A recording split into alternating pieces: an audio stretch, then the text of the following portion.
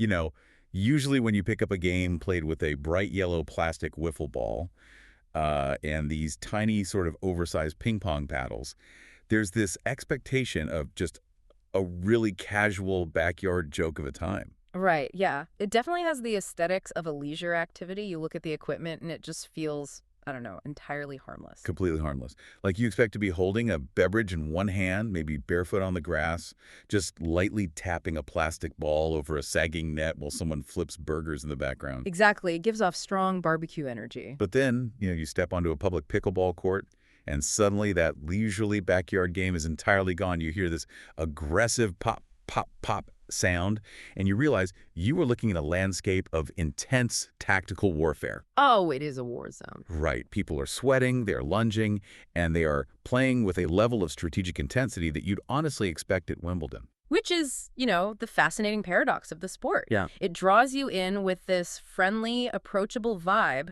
but the moment you start keeping score, the underlying mechanics demand a huge amount of discipline.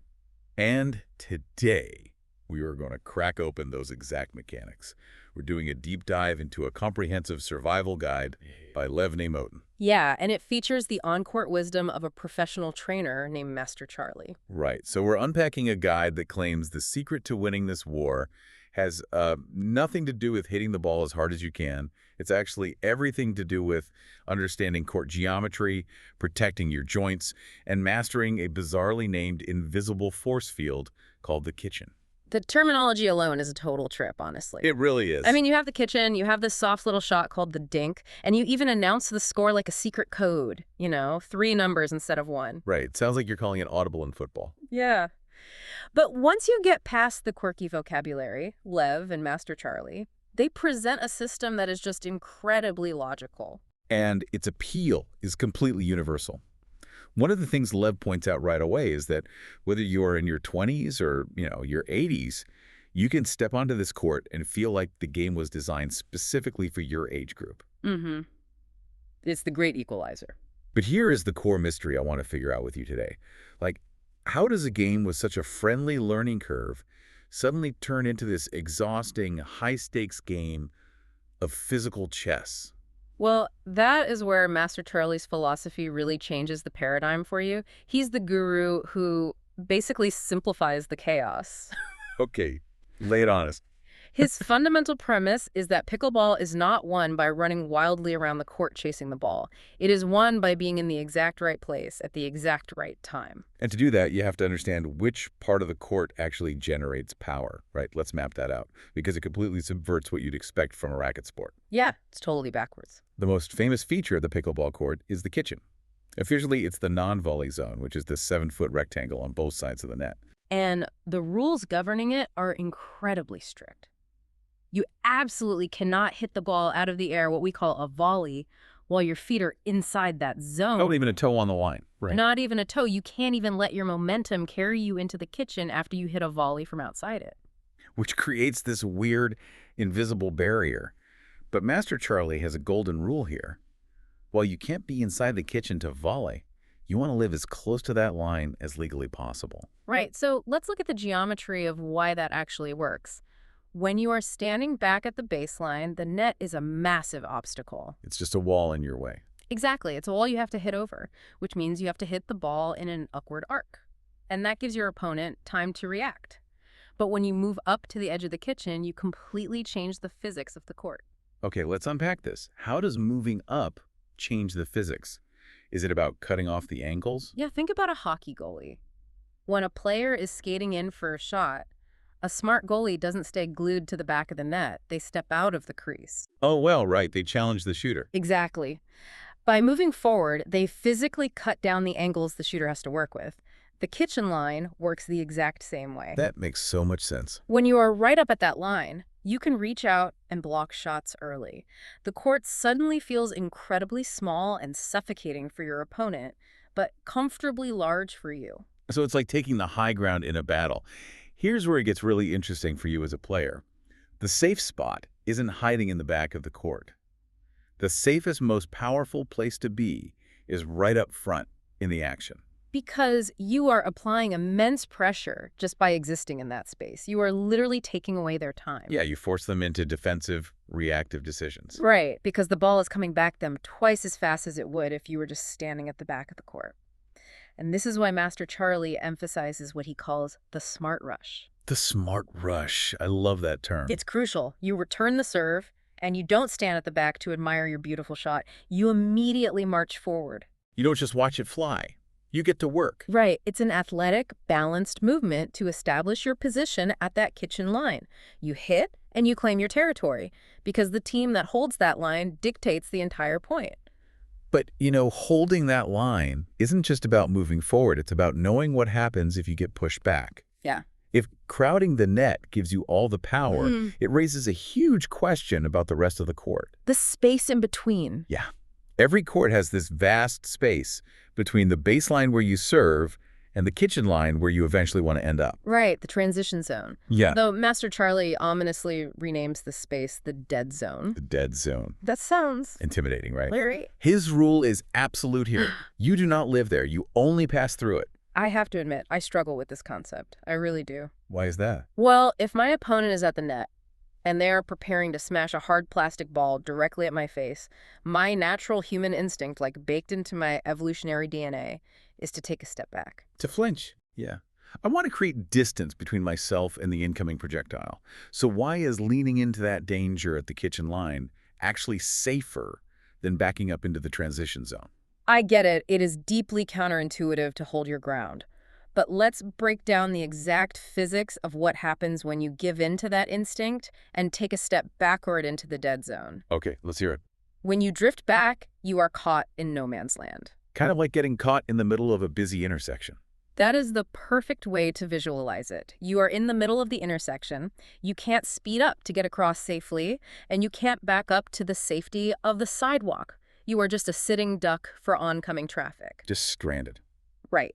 In pickleball terms, when you are in the dead zone, you are too far from the net to attack effectively, but you are still too close to have the reaction time you'd get way back at the baseline. So where does the ball actually end up when you're stuck there? Because of the downward angle your opponent has from the kitchen line, the ball dives directly at your shoelaces. Ah, right at your feet so you can't hit it straight on. Nope, you have to reach down. You are forced into this awkward, scraping half volley. Because the ball is literally at your feet, the only possible trajectory to get it back over the net is to scoop it upward. Oh, and the moment you hit an upward floating shot, you're just serving your opponent a high ball. Exactly. You just gave them the perfect setup for a devastating smash. So stepping back to buy yourself, like a fraction of a second of reaction time, actually just guarantees you'll lose the point. It does. Beginners constantly stay back because the distance feels like a safety blanket. But tactically, it's a total trap. And it's not just a tactical trap either. Huh. Lev Namotin gets very serious about the medical dangers of the baseline and the dead zone, especially for older players. Yeah, the injury risk is real. He explicitly warns that moving backward blindly is a massive physical risk. Well, the human body is simply not biomechanically designed to rapidly backpedal while looking up and tracking a flying object. Right. You catch a heel, your center of gravity shifts too far behind your base of support, and suddenly you're looking at serious head injuries or shattered wrists from trying to break your fall. Or broken hips. Exactly. Which nobody wants from a friendly Sunday morning game. Definitely not. And it reinforces the core philosophy. The baseline is where you start, but it is not your home. You move forward safely, and you hold the line. But getting to that line and holding it against a barrage of shots takes a toll. We've talked about where to stand, but let's shift to how your body actually survives the journey. The physical prep. Yes. Lev makes it brutally clear that if your body breaks down, Master Charlie's brilliant geometry means absolutely nothing. Right. People assume that because the court is small, it's roughly a third the size of a tennis court, there isn't much running. Which is a myth, right? Huge myth. The reality is that the small court actually increases the physical strain in a completely different way. It's all sudden sharp loads. You aren't sprinting long distances like in tennis. You are constantly making violent, quick side steps, sudden starts, and abrupt stops. Lev calls the feet and the calves the hidden engine of pickleball movement. That's a great term for it. Every lunge, every pivot, and every recovery to the center starts from the ground up. The sheer amount of deceleration force your calves and Achilles tendons have to absorb is just staggering. I always think of it like an old rubber band. Okay, how so? Well, if you take a cold rubber band out of the freezer and immediately try to snap it to its absolute limit, it's going to tear. But if you warm it up, stretch it slowly, it becomes pliable. That's a great analogy. And yet people walk onto the court, lazily swing their paddle around twice, and call it a warm-up. It's like starting an old car in winter. You can't just throw it in drive and floor it from zero without warming up the engine, or something's going to snap. Which is exactly how orthopedists stay in business, unfortunately. The warm-up cannot be skipped. Lev is very specific about this, isn't he? He is. He details exactly what the preparation should look like before you ever hit a ball. Dynamic ankle circles, calf raises, controlled lunges to engage the quads. You have to actively prime that hidden engine. Because if your calves and ankles aren't firing properly, you simply cannot execute that explosive smart rush to the kitchen line. You'll just get stuck in the dead zone. And the strain gets even worse when we talk about the knees. Love issues this massive underlined warning about dealing with low balls. Oh, right. The 90-degree rule. Yes. He says when the ball comes in low, do not collapse your knees sharply below 90 degrees. Oh, that's a very common panic response, isn't it? Very common. The ball's dropping fast. You know you need to get your paddle under it, so you just fold your body weight directly down onto your knee joints. It's just dropping straight down like an elevator. Yeah, and when your knee bends past 90 degrees under dynamic load, the stress on the patellar tendon and the meniscus just skyrockets. You are grinding the joint. Ouch. So how do you get under the ball if you can't bend your knees deeply? Liv offers a strict mechanical adjustment. You widen your stance significantly, you keep your shins relatively vertical, and you hinge heavily at the hips while dropping your paddle low and early. So kind of like the form of a proper deadlift. Exactly like picking up a heavy box. You push your hips back, you don't just fold your knees forward. No, Lev has this great quote for it. Get low with your body, not by abusing your knees. It's brilliant. It's about using the massive muscles of your glutes and hamstrings to lower your center of gravity rather than putting the entire shock onto a fragile joint. And that physical discipline directly enables the tactical strategy, because you can only control the kitchen line and engage in long rallies if your body is structurally stable enough to hold the position without pain. Right. If your knees are screaming, you're going to stand up tall, and then you're going to get hit. Exactly. Yeah. Okay, so let's say our hidden engine is fully primed. We've safely navigated out of the dead zone. We are hinged at the hips, perfectly balanced at the edge of the kitchen, staring down our opponents. Ready for battle? Ready for battle. How do we actually strike the final blow? Well, this is where we get into the rhythm of the game. And Master Charlie's big piece of wisdom here is very direct.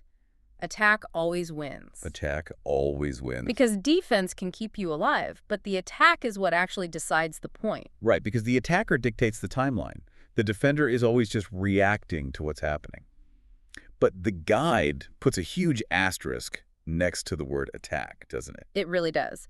We need to define what that actually means in pickleball, because taking a massive aggressive swing at a terrible low-bouncing ball isn't an attack. Master Charlie calls that donating points. Yes, you are just handing them the victory on a silver platter. I love that phrase, donating points.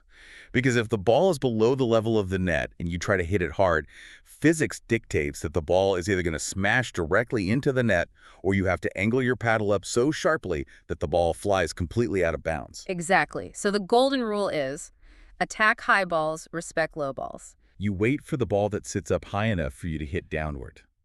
But wait, if both players are at the kitchen line and everyone is respecting the low balls, how do you force the other person to give you that high ball? Well, you use the most famous and perhaps the most misunderstood shot in all of pickleball. The dink. The dink. I have to pause on this. I really do. If attack always wins, how is this tiny, cute-sounding toy shot considered a weapon? A dink sounds like a mistake. It sounds like the noise a pebble makes hitting a tin can, Yeah, the name certainly doesn't inspire fear. But to understand the dink, you have to completely reframe your definition of power. Okay, reframe it for me. A dink is a highly controlled, incredibly soft shot that barely clears the net and lands softly inside the opponent's kitchen. So because it lands in the kitchen, they legally cannot step in and hit it out of the air. They have to let it bounce. Exactly. And because it's a soft shot, it doesn't bounce very high. It stays below the level of the net. So now the opponent has to reach down, respect the low ball, and hit a soft upward shot back to you. Ooh, You are intentionally giving them the exact scenario we just warned our listeners about. You are forcing them into an upward, scraping half volley. Yes. The dink is pure psychological torture disguised as a polite exchange. Psychological torture. That is amazing. It is. You dink the ball over, they dink it back. You dink it over again, aiming slightly for their backhand, they dink it back. The rally just stretches on. It is a grueling test of patience and discipline. Let's play out that scenario. You're 15 shots into a dink rally, your quads are burning because you're hinged at the hips, the ball just keeps softly blooping back and forth. What usually breaks first? The human mind. Really, not the legs. The mind. Many players simply get bored. They get tired of the slow pace, they let their ego take over, and they decide they're going to be the hero who ends the point. So they wind up and violently smash a low bouncing dink. And physics takes over. They blast it straight into the net. Or they pop it up too high, and you are waiting right there to smash it down. Master Charlie has a fantastic mantra for this. He says, "Do not attack because you are bored. Attack because the ball allows it." Do not attack because you are bored. Wow, that goes so far beyond pickleball. That is incredible life advice. It really is. You are using this soft, quiet little shot to just slowly tighten the vise on your opponent until their own impatience destroys them. It is a brilliant, subtle form of control. You aren't overpowering them. You are just outlasting them. But executing that delicate control, like switching from a soft dink to a lightning-fast defensive block when they do finally attack, that requires immense upper body coordination. It does. Lev points out that while your legs get you to the kitchen, your upper body is the engine that finishes the point. Right.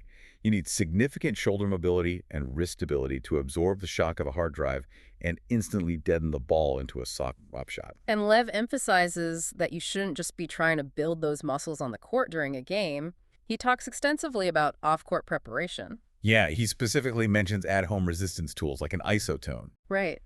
For those unfamiliar, devices like an isotone provide constant, controlled tension through push-pull motions. It's essentially a portable system that simulates the exact resistance your arm feels when a heavy shot hits your paddle. So instead of your shoulder absorbing that shock completely cold in the middle of a match, you've already trained your stabilizer muscles to handle that exact tension at home in your living room. Exactly. It wakes up the shoulders and builds wrist resilience, ensuring your body is prepared to hold the paddle steady before you even step onto the asphalt. Then that upper body preparation ties into one of Lev's most important tactical rules for the net. Paddle up, ego down. Paddle up, ego down. I love that. So what does that mean in practice? Well, when you are standing at the kitchen line, your paddle must be up and ready in front of your chest. If a ball is traveling at your face from 14 feet away, you physically do not have the milliseconds required to lift your paddle from down by your waist. You have to act like a shield wall is already engaged. Exactly. And the ego down part means accepting the reality of the geometry we talked about. You don't try to hit miraculous, behind the back, baseline winners just to look cool for the people waiting on the sidelines. Because the net does not care about your highlight reel. The net is absolutely undefeated. It has no sympathy for your heroics. None at all. And this brings us to a fascinating paradox that Lev highlights. In this sport, the safest, most disciplined player is actually the most lethal. It completely flips the script on traditional athletic aggression. It reminds me of the quietest character in a martial arts movie, you know? Oh, yeah, definitely. The bad guys are doing all these wild flips and screaming, throwing massive aggressive punches, and the master just stands there calmly, showing zero emotion, barely moving, just deflecting blows. Until the bad guy trips over his own feet. Exactly. The master doesn't even have to do anything spectacular. They just let the aggressor defeat themselves. That is the exact mindset of a master pickleball player. Why is that player standing at the kitchen line so incredibly calm? Because they're prepared. Right. They're calm because they prepared their hidden engine with a proper warm-up, so their calves aren't screaming. They are calm because they understood the geometry and immediately escaped the dead zone to establish dominance at the net. And they're calm because they know the power of the dink.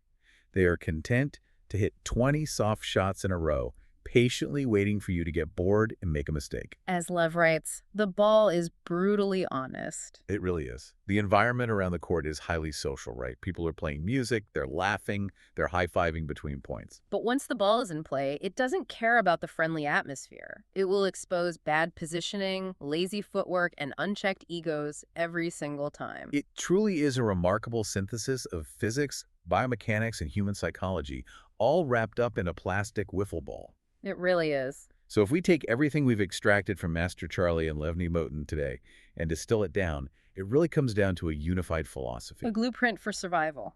Exactly. Charlie's tactical brain says, get to the kitchen line, and whatever you do, avoid getting trapped in the dead zone. And Lev's physical reality says, get to that line safely by priming your calves and protect your joints by hinging at the hips instead of collapsing your knees. Play smarter, move better, stay healthy, have fun. It's a great formula. It really is.